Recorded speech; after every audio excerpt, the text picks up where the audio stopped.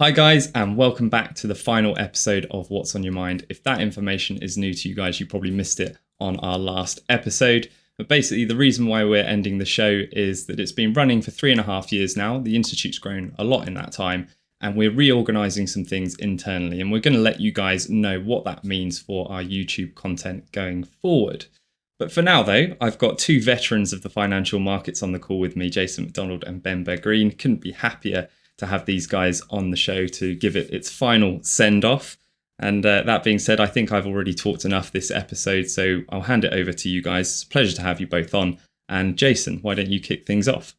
Thanks, Chris. Hey everybody. I suppose maybe there's a little bit of a tear in our eyes today as we make this last one.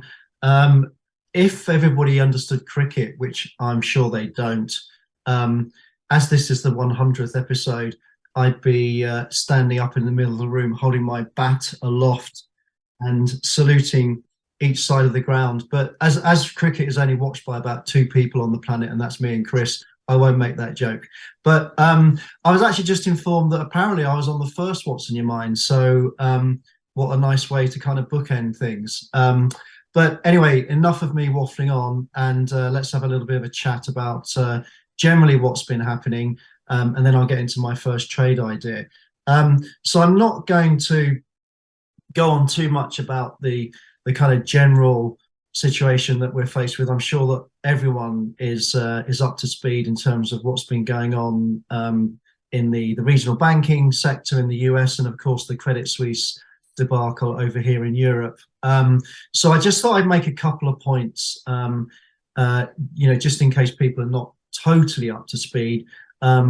So basically over the weekend, last Sunday, we got obviously the details of the UBS Credit Suisse situation, with UBS essentially being forced into taking over what's left of Credit Suisse. At the same time, the Fed and 5 other central banks announced that they will be conducting daily rather than weekly US dollar swap auctions, at least until the end of April. Now, they said at the time that they called it an important liquidity backstop to ease the strains in global funding markets. So that gives you an idea of some of the stresses that we have seen, and that, to be fair, even though we've had a relatively benign start to the week so far, these stresses are still in the background. That facility of daily US dollar swap auctions was last used, you won't be surprised to hear, during the early days of the pandemic.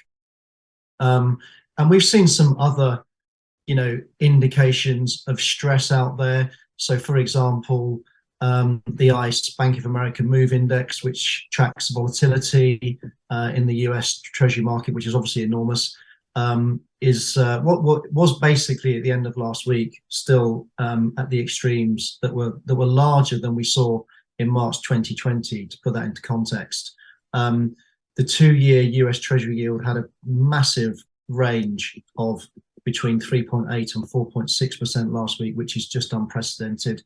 And not to be underdone in the kind of drama stakes, the head of global rates research at TD Securities said we're one crisis away from a complete breakdown of Treasury market liquidity.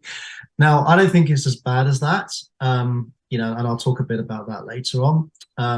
But certainly, even before the events of the last couple of weeks, which have been, dramatic to say the least, we'd already seen a slowdown in activity within corporate credit in the US. And that kind of culminated last week with not a single deal being priced within US investment grade over the 6 trading sessions leading into last Friday. That's the longest non-holiday induced close down since June of last year. Even before Silicon Bank had its problems. According to the Fed's January survey, that's the January survey of senior loan officers, a net 45% of domestic banks reported tightening credit standards on their commercial and industrial loans to even large and mid-market firms. So you can imagine what's going on at the kind of SME level. And that ratio is the highest in recent memory outside of 2001, 2008, and March 2020. So, we've got some fairly worrying things that we've seen here. As I say, things have calmed down in the last couple of days. And let's hope, I'm just going to end this particular segment on an optimistic note. Let's hope that the OECD chief economist is right. Not often are these guys on the ball, but anyway, what he had to say was, this isn't 2008. We don't see systemic risk at this stage. And I think he's right, and let's hope so. So which kind of neatly leads into my first idea, which is a long idea. And it's actually a banking stock. It's a small cap. It's $3 billion market cap. The ticker's BANF, so Bank First Corp. Share price about $86. What do they do? Pretty easy to understand. So this is actually a regional bank operating in the southwest of the US. They've got two subsidiaries, Bank First and Pegasus. So these are both state chartered banks.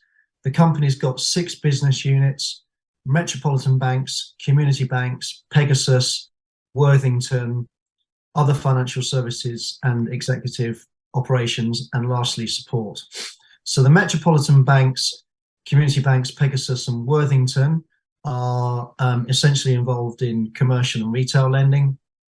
The metropolitan banks are centered around Oklahoma City and Tulsa, and the community banks are across Oklahoma. Pegasus are basically present in the kind of Dallas metropolitan area, and Worthington is banks in the Fort Worth metropolitan area. And then we've got the other financial services, which makes up the rest of the business, which is things like specialty products business units, guaranteed small business lending, and residential mortgage lending. So in terms of the quantitative aspects of these guys, I'll give you the EPS, but actually when it comes to bank stocks, we tend to look at banks more on a price to book basis rather than a PE basis. But just for the sake of completeness, I'll give you the EPS numbers. So for 2023, the EPS is expected to be around $6.39. And next year, actually, at the moment, consensus has a small drop penciled in down to $5.80. So that's giving, for this year, for 2023, EPS growth of 11% and a drop of about 9% next year. Now, the price to book is interesting. So the price to book value for these guys is 2.2 times. That's more than double the average for the whole US banking sector, which is around 1 times book value. And that is giving you an indication of the quality with which the market values these guys as opposed to an average bank. And this is, don't forget, this is a regional bank. So a price to book of 2.2 is actually a real premium rating. And I'll get into the why of that in a few moments. So price to book for this year, 2.2 times. Dividend yield is just short of 2%, 1.9%. There's a small short interest of about 2% in the company, which is about 5 days to cover. Now, the sector is growing, is forecast to grow about 9%. So BAMF for a small premium in terms of earnings growth. As I mentioned, the average price to book for the sector is 1 times as opposed to 2.2 times for BAMF.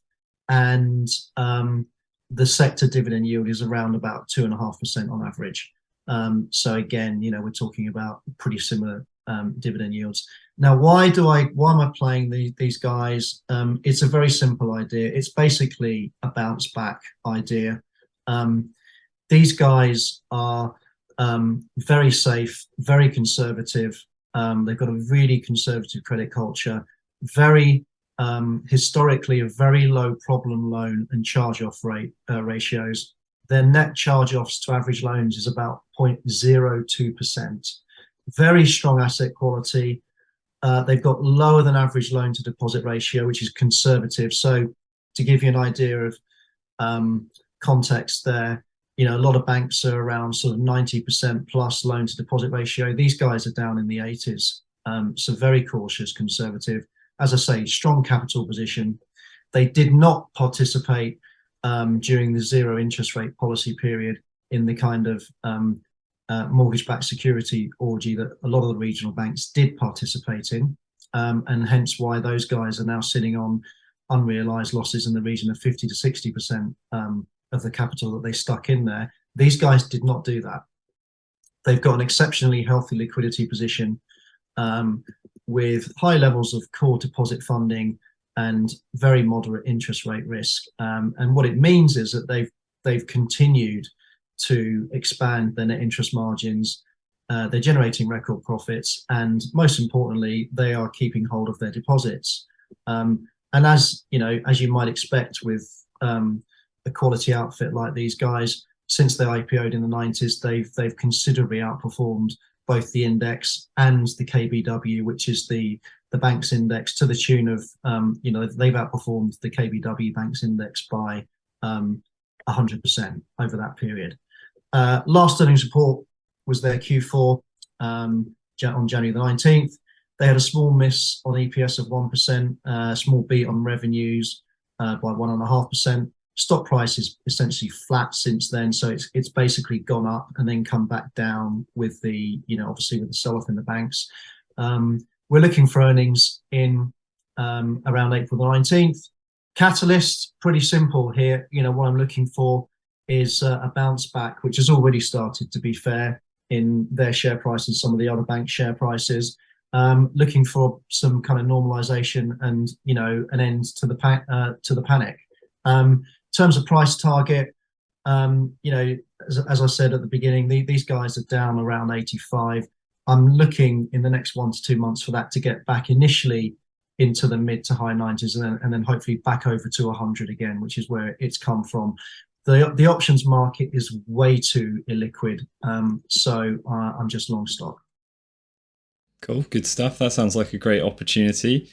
Let's go over to you, Ben. What have you got? Hey guys, welcome to the last episode. After this, I'm just gonna get on my Harley and cruise into the sunset. And I'm a bit of a motorcycle enthusiast, and I also like companies that are simple. Okay, that makes a product or provides a service that is easy to decipher without too many moving parts. Which Harley-Davidson is, in my opinion. Ticker is HOG, and I'm long. Market cap is $5.5 billion, so it's a fairly small company still. Most people should know that they manufacture and sell the iconic motorcycles in the US and also internationally. Basically, they operate in 3 segments: the motor company, Livewire, and Harley-Davidson Financial Services. And I'll get into these in a sec. So why do I like this stock? Stock has come down from 50, where it was in February, to about $40 now. And this is primarily due to recession fears combined with the high interest rates, which might change later on today. We had the FOMC meeting in the next hour and a half.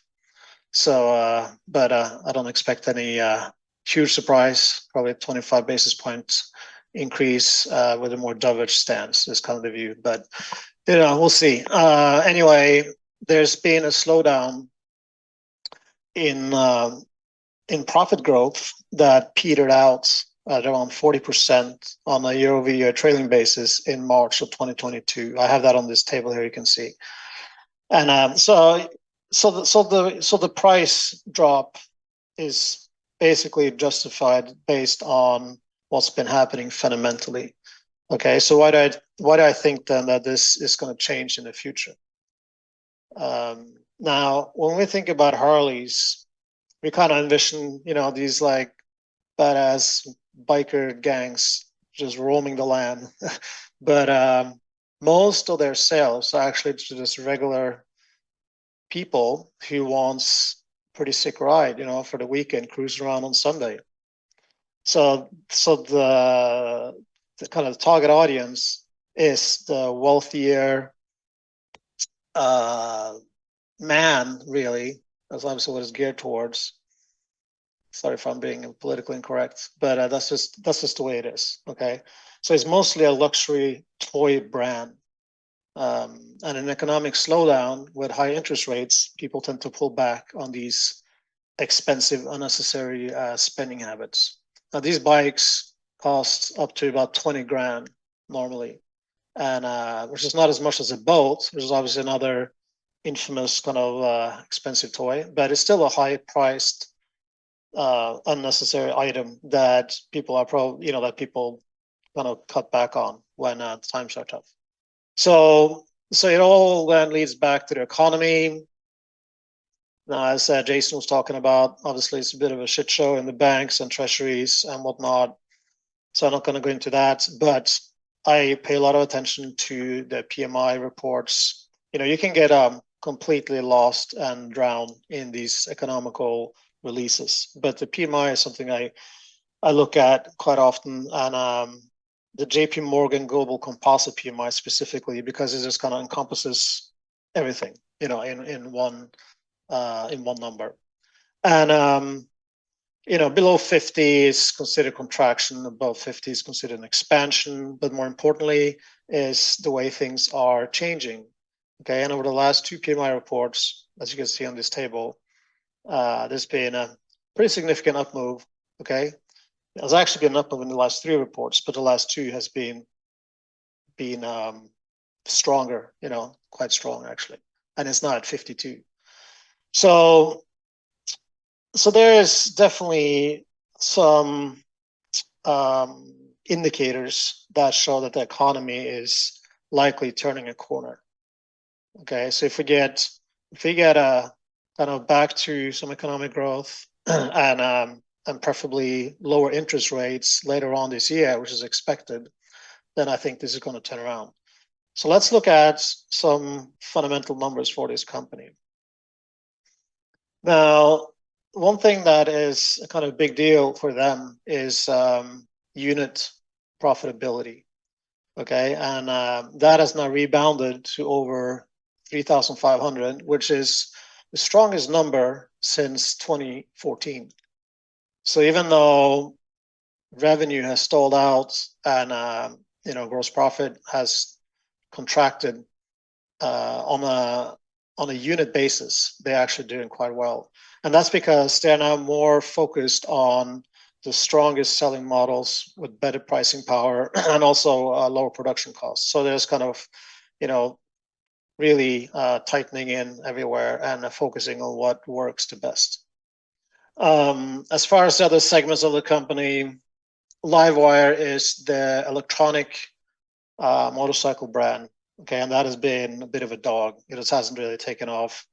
So they spun this segment off in 2022, separating it from the core business, but they still own almost 90% of it. And it's a smaller part of the overall picture. They only sold 600 units last year, so it's not really a huge focus right now, but the potential is definitely there with with a huge expanding focus into anything that's electronic these days, including motorcycles. So I think there's strong long-term growth in that segment as well. And then the financial services part is hanging in there, but obviously got hurt with a higher rate environment. The higher rate environment is really kind of the one thing that hurt this type of company the most. But they are now laser focused on reducing supply chain cost, which they actually lowered by 50 million last year, and the goal is to lower it another 140 million in 2023. So things are a little dicey right now, okay, but things are really starting to improve longer term, or at least that's the expectations. Now, look at this chart. Technically the stock obviously got dumped, but there's been strong buying support at around 37, which is the gap from October. I pay attention to these things a lot because when we trade options, timing is a very big deal. If you don't get the timing right, it's very hard to make money trading options. So obviously we focus on fundamentals. When it comes to the actual structuring and trading part, technicals also matter. So that's what I look at it. So, and if we look at this, if this stock retraces about half its move, okay, it gets back to 45, which also coincides with a fundamental based target using future EPS estimates. So that's kind of what I'm basing this on. Now, the way I structure this is you're looking at the May chain, and this is a vertical. Okay, a vertical is where you have different strikes in the same expiry month, and I'm looking at a 40-45 vertical, buying the 40 strike at 240, and selling the 45 strike at 80 cents. Net cost is $1.60. So the $160 net spend, risking $5,000 on this trade. So I'm buying 31 of these spreads. Okay, so max gain by the May expiry is the difference in strikes, which is 5. Okay, minus the cost, 1.6, which is 340, times the 31 size is a little over 10 grand. So this is a 2-for-1 trade at the 45 strike in May, making this a 2-for-1. And we like to see at least a 2-for-1, preferably 3-for-1. But it also kind of depends on how realistic the stock is to reach your target. And this is a high probability traded on 2-for-1. So yeah, it's it's a trade I'm pretty keen on, and I'm going to see this thing going higher, hopefully. Good stuff. Well, hope you managed to ride that one into the sunset, Ben. Jason, let's go back to you. Thanks, guys. So my short idea is a company called Muller Industries, so ticker MLI. Now it's a mid cap, so it's actually quite a small mid cap. It's only a $4 billion market cap. So this trade is going to be, you're going to do this through options because we don't want to be exposed to any kind of potential takeout risk. So as I say, market cap $4 billion, share price at last look 73.5. What do? These guys are all about copper piping mainly. So they manufacture copper, brass, aluminium, and plastic products, but mainly copper. So their products are things like copper tubing and fittings, PEX, so that's PEX, plastic tube and fittings, steel and brass rods, aluminium and brass forgings, aluminium impact extrusions, compressed gas valves, refrigeration valves, fittings, etc. They're basically, they operate across the US, Canada, Mexico, UK, South Korea, the Middle East, but they're predominantly a North American focused company. So they divide their business up into 3 segments, piping systems being the biggest, which is 68% of sales. And then the other 2 segments are 16% of sales each. So that's the industrial metals segment and the climate segment. In terms of the quantitative analysis, already not looking too clever on that front. This is not a widely followed or covered company. So there's only actually 2 analysts that cover it. So the EPS is forecast by the one guy who's actually got up-to-date numbers. He's forecasting a drop of 44% in EPS this year. That's from $11.64 last year to $6.45 this year, and then a small bounce back, very small bounce back next year of 6% back up to EPS of $6.85. Even with that big sort of drop penciled in for this year, the P multiple is for this year 11.5 times, and for 2024 it's just below 11 times, so 10.7 times. Dividends about 1.5%. Now, interestingly, the short interest has started to build in this thing, so it was fairly negligible, and it's now up to 7.5% of the free float.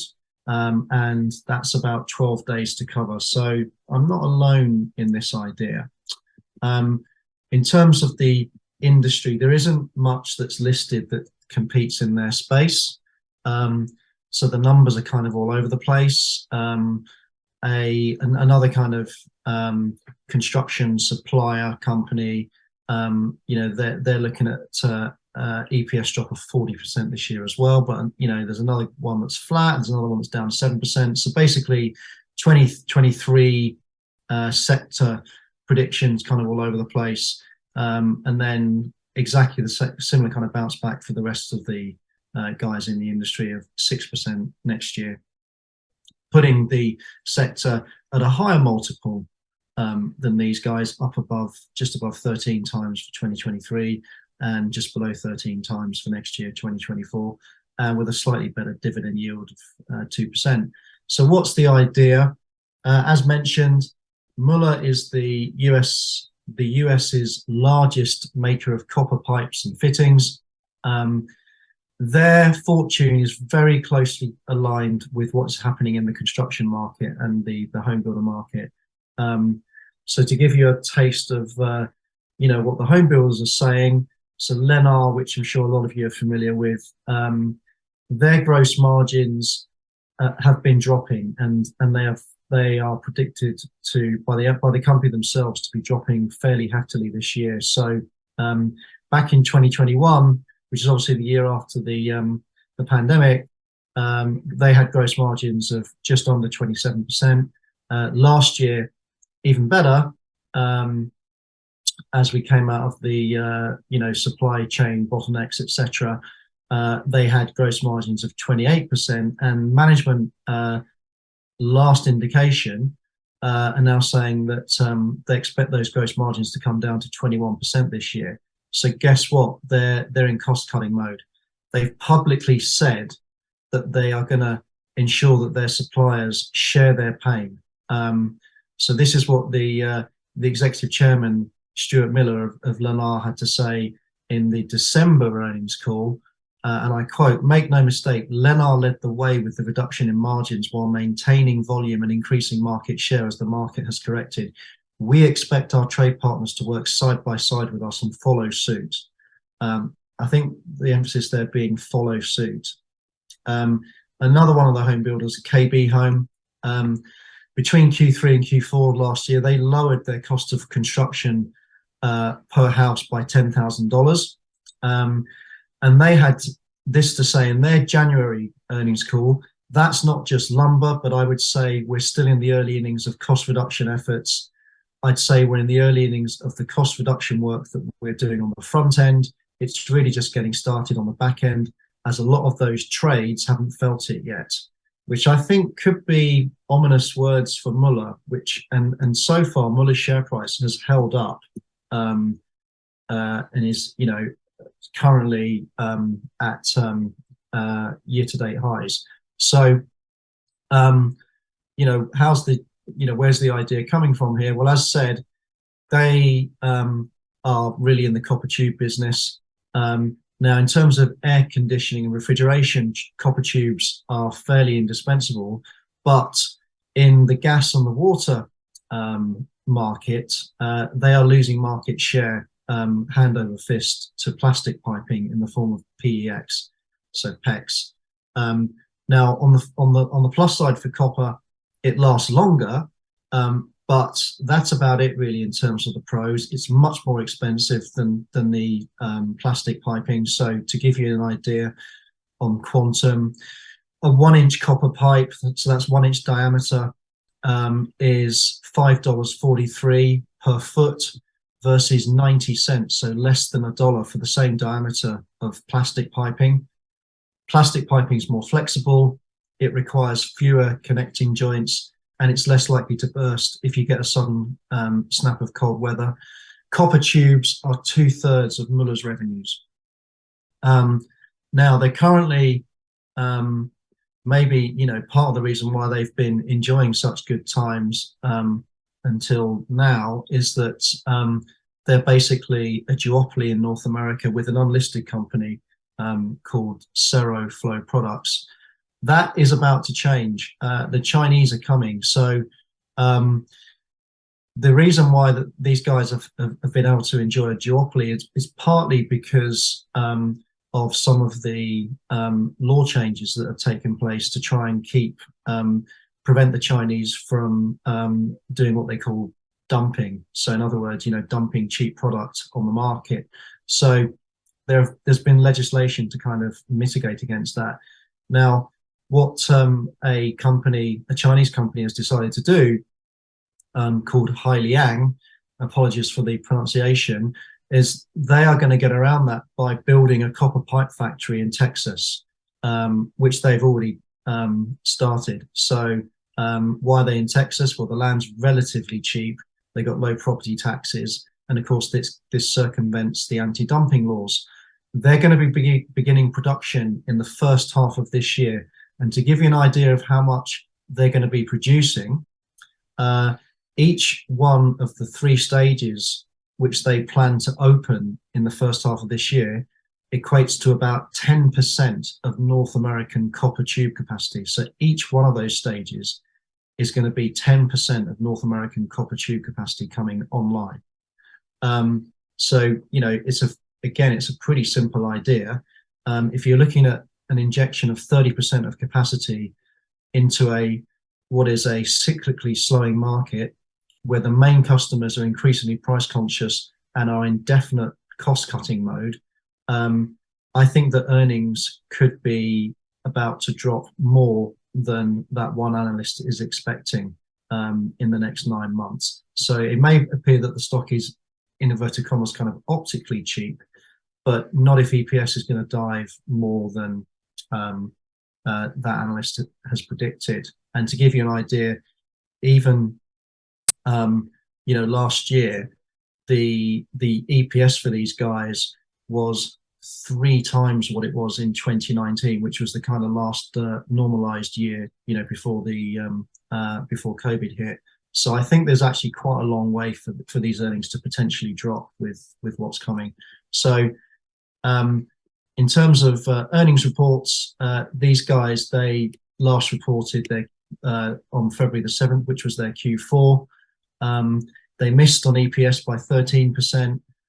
That's a mistake. They beat on EPS by 13%. They missed on revenues by 4%. And the stock price is up marginally. It's up 7% since that report. Next earnings expected April 17th. And I'm not necessarily expecting to see a big hit at that point. I'm going to go as long dated as I can with this. And as I said at the beginning, it's an options trade rather than a stock trade, because not just because of the kind of risk reward on that front, but also because it's a small company. It's only a $4 billion market cap, and I don't want to be subject to any potential takeover risk on that by being short the stock. So the furthest you can go out at the moment with these guys, because it's not the most liquid of situations, is September. So what looks fairly good is I'm going in with a similar structure to Ben here with his idea in terms of it's a vertical spread, but of course this is a put spread. So it's the September 75-60 vertical put spread. Your break even is around $70.30, which is about 5% out of the money. That's fairly attractive. You're basically paying around, and there's quite a big bid offer spread here. So you've got to bid and you've got to offer on the other side in terms of trying to put the spread on. So if you pay around $6.80 for the 75 strike September put, and receive or take in around $2.10 for the September 60 strike put, so you'd be buying the 75 strike, selling the 60 strike, net spend of around $4.70. Then if the stock gets down to that lower strike level of $60, you're looking at a 2.2 times risk reward, which, again, to kind of echo what Ben was saying, we ideally, in option positions, we're looking for a 3 times kind of risk reward scenario, but 2.2 times is not too bad. And I'd much rather do the options trade rather than the stock trade. Sure. Great analysis there, Jason. Thanks for that. Ben, have you got any ideas you want to go ahead with? Yeah, Jason, super in depth on that one. This one might not be as in depth, but it kind of goes hand in hand with my Harley trade before. Wouldn't it be nice to have a satellite radio on your Harley while you're cruising down the beach? I certainly would like that. And I'm kind of doubling down here on this whole potential of future lower interest rate scenario that I see happening either later this year or early next year. And I'm looking at long Siri. Okay, Siri. It's a ticker, Sirius Holdings. They operate XM satellite radio and also the Pandora audio platform. It's a $14.5 billion company. And if anybody who drives a car, you most likely have some sort of satellite radio in it. These guys have the vast majority of market share in this space. Right? The stock has really been crushed. Right? It fell 35% since February 1st. A lot of that was because of last earnings, they missed revenue by 30 million. So you might say this is justified. Next earnings release is April 27th. And, with rates potentially come back to earth later this year, I think car sales should rebound, which has also been kind of a culprit behind the problems that this company has had. But it did bring the valuations down to a 12 multiple on a forward P basis, which is half the norm for this stock. And this is a low price stock. Low price stocks can have really massive returns as far as percentage wise. So when you then add leverage of options to it, you can get some serious moves. And this stock is now at 370, using a 5-year forward P of 25. Next year EPS estimates of 32 cents. We get a fair value of 8. Granted, when we do these calculations, it's based on longer term growth. So it's not like I think this stock is going to go from 370 to 8 anytime soon, but hopefully we'll at least head in that direction. That's going to go here. Now, if you look at the income statement, which I always like to look at, top line growth, so revenue has flatline, all right, which is the case for a lot of these companies that's in kind of the auto space for obvious reasons. However, EPS has remained positive during this whole time, okay, which is more that can be said for a lot of other companies. And growth is expected to pick back up over the next few years. You can see that from their last call. And the company has, they're not just sitting there waiting for things to turn around. They're just taking action, okay, to adjust for this. Just recently cut 8% of their workforce, and as well as making other steps like streamlining other costs by reducing content and marketing spending. They also decreased their real estate footprints and just basically tightening all around in various areas. So they're doing everything they can, to be flexible and adjust and thrive. So I have some notes from, I was reading the last Morgan Stanley Media and Telecom Conference that they had in March. Okay, so they're talking here about there's a recovery in the auto funnel, both for new and used cars, which will set these guys up for further in car growth, which again, where they had the majority market share. And not only that, but ad sales expected to pick back up. And this quarter, they did say that this quarter is going to be tough. So, which is obviously why the stock price has been, cut in half. And each quarter following, though, after this is likely to improve, with the fourth quarter expected to be a banger. And there are also other positive tidbits from this conference. There's not enough time here. I don't want to take up all time digging into this too deeply, but these are kind of the highlights. Now, obviously, there are ridiculously low valuations for a company of this caliber, but there's something else that really kind of triggered me as a catalyst in this case. And I looked at, I've done these type of trades before with good success. So this is kind of the same setup, where small cap stock, very low priced, but that has very high short interest. Okay, in this case, over 26% of float and over 10 days to cover. I mean, the volume, it trades, millions of shares a day. I mean, easily trades 15 to 12 million shares a day, but it has over 10 days to cover. So what does that mean? It means that if this stock starts getting some positive momentum, is creeping higher, you're going to have a lot of buy stops or buy cover stops that's going to get triggered. And when you have this type of short interest, it can kind of cascade, get this aggressive short covering rally. So I would not be shocked if that happens, and I'm positioned for it. If you can see on this chart I have on here, obviously you see the stock price getting destroyed.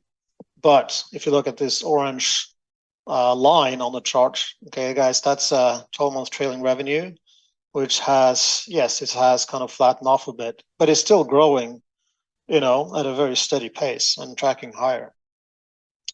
And with a longer term price target of 8, I think the stock can get to 5 or above in the next couple of months.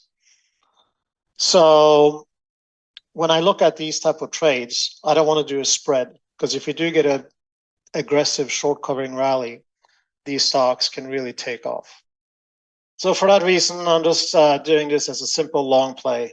Okay, because if this thing starts cranking, I want to make sure I am percent on the long side without any kind of anchored holding me back as we do when we do these structures, these spreads.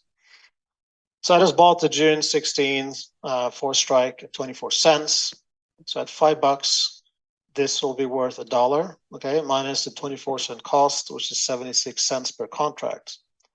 So with a 5,000 investment, this works out to be 5,000 divided by 24, 208 contracts.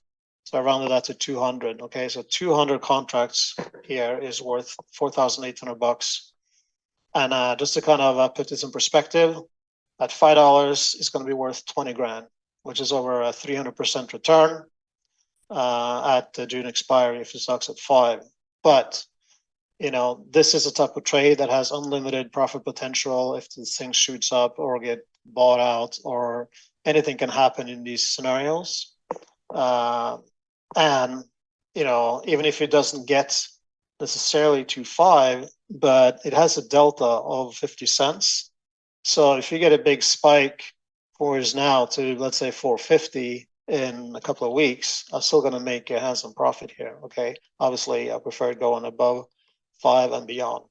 So that's how this is set up. It's a simple play, and with limited risk and unlimited profit potential. So yeah, so that's kind of the wrap for these ideas, I guess, Chris, right?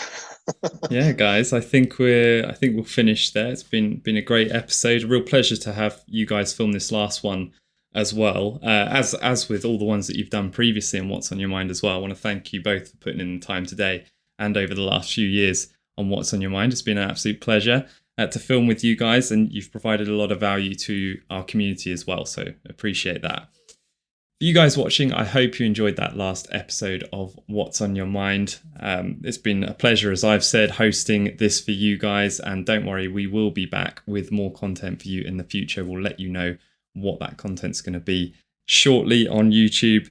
In the meantime, keep yourselves up to date with what our educational content is doing and what it's like on our website, itpm.com. As I've said previously, we've got courses, we've got mentoring programs, we've got webinars, seminars, and so on. Particularly, I want to point out to our alumni and mentee students, we've got Discord servers that have recently opened to you guys. Okay, so that is the study hall Discord for our alumni and the society Discord for our mentees. And there's loads of value being generated in these servers. So do get in touch if you're interested in joining those. So that is it. It's been an absolute pleasure, as I've said, filming this episode and filming all of our What's on Your Mind episodes over the years. Thank you for joining us again, and the ITPM team will be back with more content for you guys shortly.